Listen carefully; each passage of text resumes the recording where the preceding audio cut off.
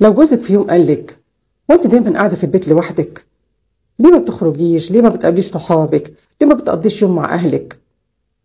لو اللي قالك كده، اوعي تقولي ده جوزي خايف عليا من القعدة لوحدي.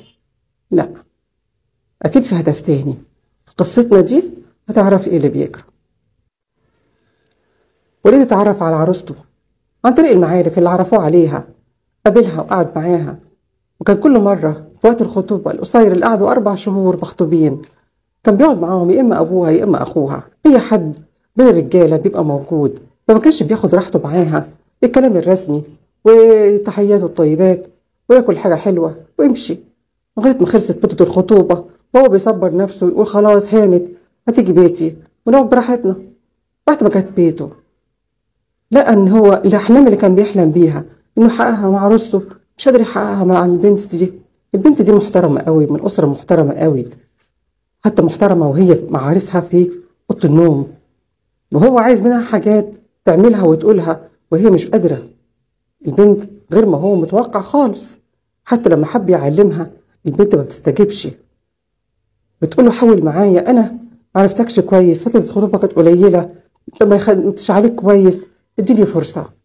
فكنت كل مرة تقول أحاول معاها لغاية ما بقيت منها خالص، ولقيت إن هي فعلا مش هتقدر تحقق اللي أنا أتمناه وأعيشه فيه معاها.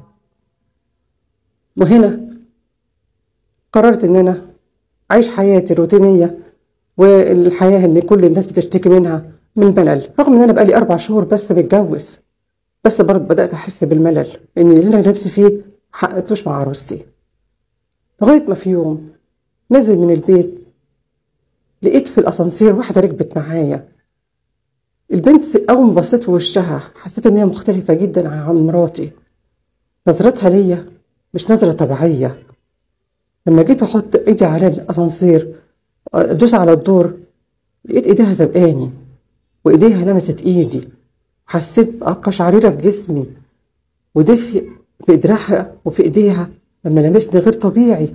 لما عيني جت في عينيها حسيت إن في حاجة، الست دي مختلفة خالص عن زوجتي. فلقيت نفسي عايزة أعرف هي هتنزل في الدور الكام.